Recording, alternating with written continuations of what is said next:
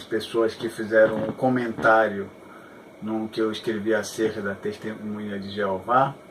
Alguém pediu para mim falar sobre Johannes Gliber e a tradução do Novo Mundo.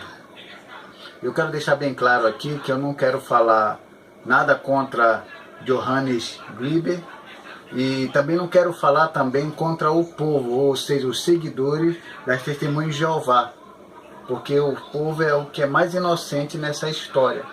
Mas o que eu quero falar é da organização em si, que é a mente, é o que há de por trás dessas questões. E quem foi então Johannes Gliber? Johannes Gliber nasceu em 2 de maio de 1874, Alemanha, morreu em 31 de março de 1944, Estados Unidos, foi padre católico em 1900, em 1923 conheceu um médium e um grupo de estudo bíblico, e aqui começou a vida dele a declinar espiritualmente falando, que aí ele começou a acreditar em coisas que a Igreja Católica não acreditava. E a Igreja Católica ficou sabendo desses ensinamentos e disse para ele parar com aquilo. Mas ele insistiu em crer naqueles espíritos que faziam essa comunicação. E que foi que em 1929 ele foi embora para os Estados Unidos. E lá ele conheceu a sua esposa, Elizabeth, que era médium. E depois que ele conhece ela, em 1932 ele escreve o seu livro Comunicação com o Mundo Espiritual de Deus. Foi um livro que se destacou muito nesse mundo espiritual. E depois, em 1937, ele traduziu o Novo Testamento, uma nova tradução e explicação baseada nos manuscritos mais antigos. Então ele começou a traduzir o Novo Testamento,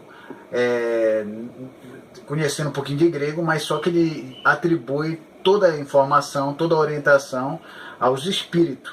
Os espíritos que deram toda a instrução para ele traduzir o Novo Testamento. Mas e o que tem a ver então Johannes Gliber com a tradução do Novo Mundo? É que na realidade Johannes Gliber não era uma pessoa desconhecida da torre de vigia da organização. Ele já era muito conhecido. Como diz aqui, em 1955, numa das revistas das Testemunhas de Jeová, olha o que eles dizem aqui: não nos surpreende que um certo Johannes Gliber, um ex-sacerdote católico, se tenha tornado um espírita, tendo publicado o livro intitulado Comunicação com o Mundo Espiritual de Deus, Suas Leis e Seus Propósitos. Isso aí numa revista da Testemunha de Jeová de 1955. Também a Testemunha de Jeová também publicou na sua revista também, isso aqui foi já em 1956, sobre Johannes Gliber, falando acerca dele que ele era espírita. Johannes Gliber diz na tradução da sua tradução do Novo Mundo: eu próprio fui um sacerdote católico e nunca realmente acreditei na possibilidade de comunicar com o mundo dos espíritos de Deus. Contudo, chegou o dia em que, involuntariamente, foi o primeiro passo em direção à sua comunicação.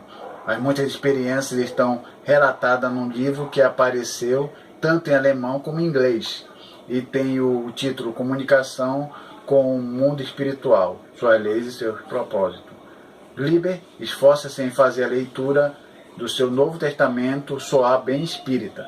Muito claramente, os espíritos nos quais o ex-padre Gliber acredita ajudaram-no na sua tradução. A Sentinela, edição norte-americana, 15 de fevereiro de 1956. Então, temos dois relatos aqui que a organização conhece e conhecia Johannes Gliber.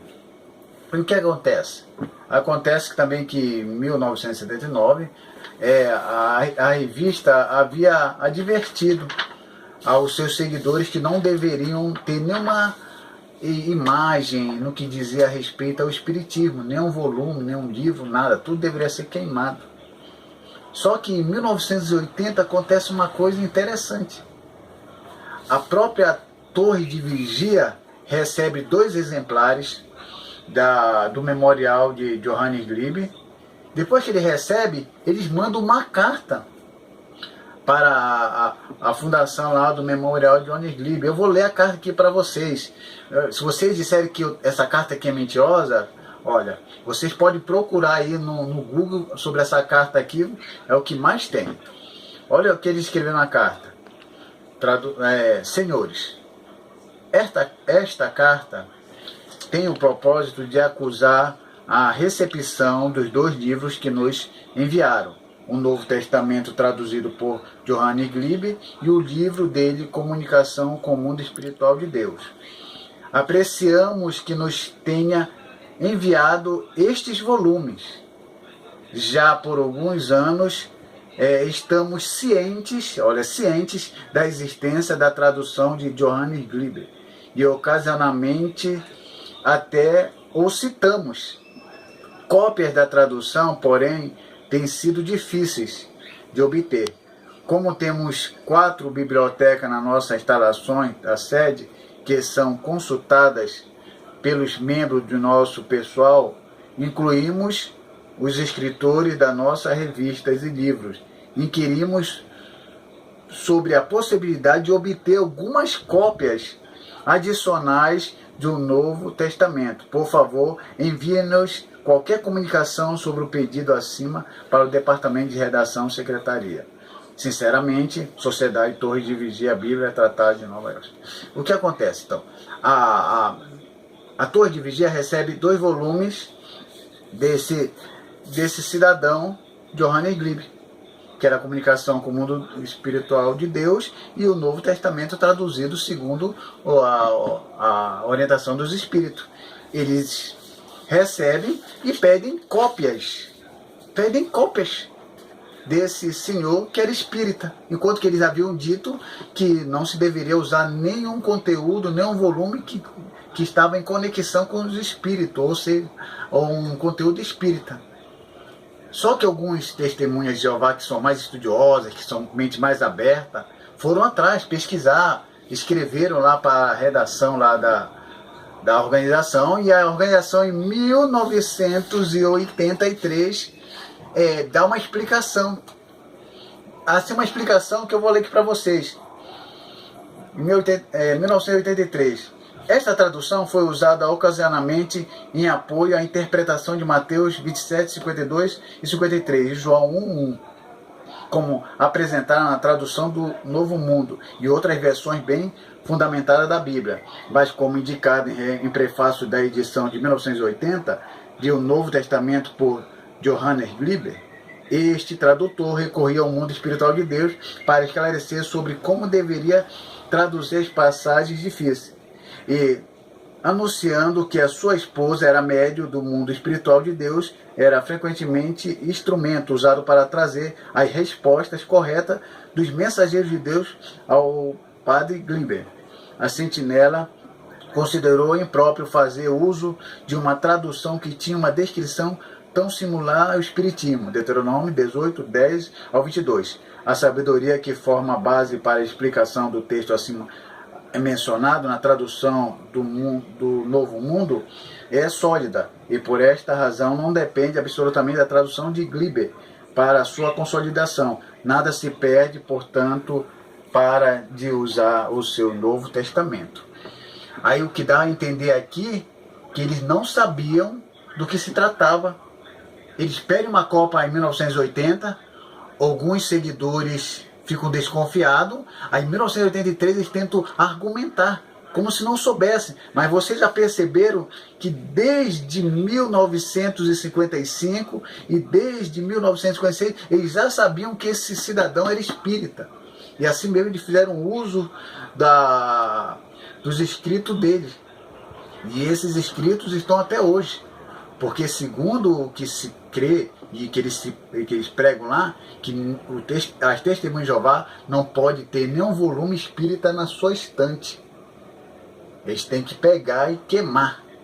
E eles se baseiam muito em Atos, onde foi dito que todas as imagens deveriam ser queimadas, não importa se fossem caras.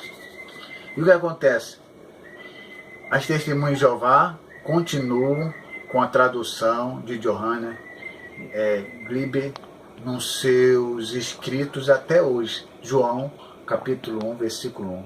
E no princípio era o verbo era Deus, o verbo era um Deus, ou o verbo era Deus, com letra minúscula. Porque Johannes Gliebe nunca aceitava Jesus como um Deus no mesmo nível do Pai. E a Testemunha de Jeová fez uso dos escritos deles. E aí está aí para cada um pensar e pesquisar e ver que realmente, embora as Testemunhas de Jeová querem se distanciar do Espiritismo, mas tem lá uma interpretação. Agora, se vocês, eu não estou nem falando aqui de citações que vocês fizeram dentro das publicações de vocês acerca de Johannes Gliebe, tem citações dele, falando dele como autoridade no grego. E eu não estou nem falando disso. Isso você, se vocês quiserem pesquisar, você pode ir no Google e dizer, escrever lá, e vocês vão ver que houve citação do nome dele nas publicações. E vocês não venham me dizer que vocês não sabiam que ele era espírita. Vocês sabiam que ele era espírita desde 1955 e desde 1956. Como vocês mesmos disseram. Não nos surpreende que um certo Johannes Gliebe, ex-padre, se tenha tornado espírita. Isso em 1956, na revista de vocês.